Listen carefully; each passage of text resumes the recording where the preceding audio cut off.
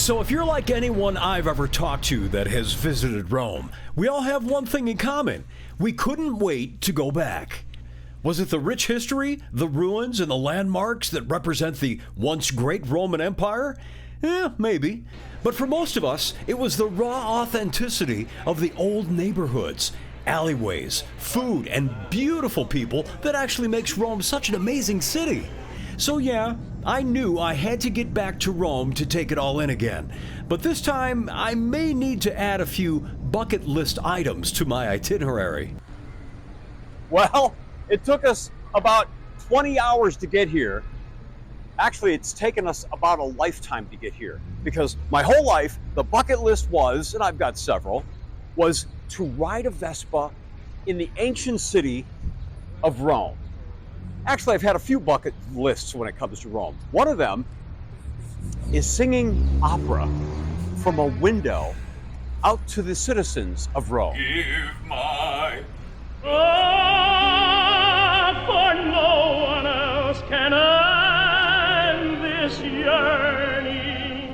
Okay, so let's get to our bucket list, and that is seeing Rome, the ancient city, by Vespa. Let's go get our own.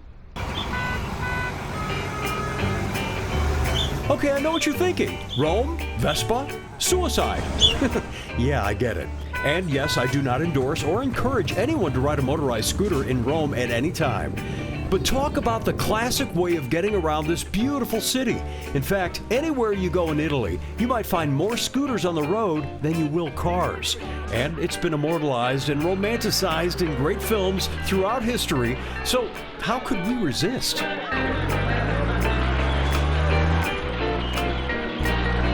So eventually we found a great place to rent a modern Vespa.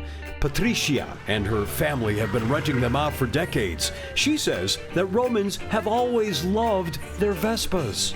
I think because it's the Italian style, it's the mind think the Roman holiday, and then it's only with the Vespa. It's remember the film for a long time ago, we go in the Roman holiday. I think this is the reason for to like the Vespa. So finally, it was our turn. Patricia rented us a cool modern Vespa Primavera, or as she called it, a Primavera.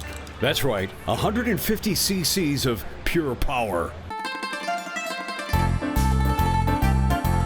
And when we hit the road, it was instantly obvious why seeing Rome this way was the only way to do it.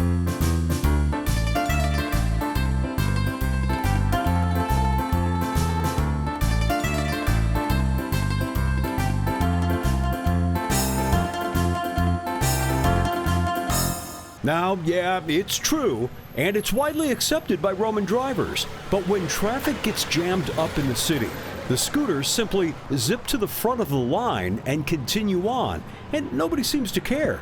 As one Roman told me, it's just the way it's done. And the great thing is, on a scooter, you can stop off wherever you want. Because in Rome, if you don't eat, there's really not too much reason to go.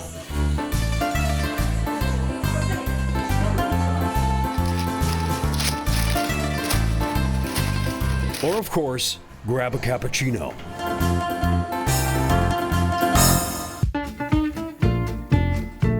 So after a long day of scooting around and sightseeing, it's time for Rome to do what Rome does best. After the sun goes down, it's amazing how the Romans head to the streets to enjoy the cool air, socialize, and of course, eat some of the best food on the planet. Honestly, it seems like the entire population is outside at the cafes and restaurants till what many would consider late into the night. You know what? The great thing about this is you're going to find places like this all over Rome. We're talking the back alleys. They put up some barriers. You come in, they got some lights, some tables, and a few restaurants all feeding into it. It's absolute perfection, especially with this weather. And as far as our little visit to Rome, yeah, we put a few miles on that scooter and have eaten some of the best food in the world.